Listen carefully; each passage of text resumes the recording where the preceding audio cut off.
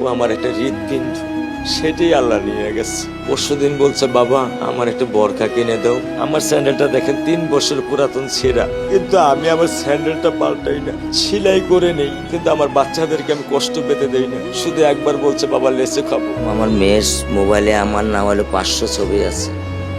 আমি এখনো সাহস পাইনি আমার মেয়ের একটা ছবি বের করে দেখতে। আমার সে সাহস নাই।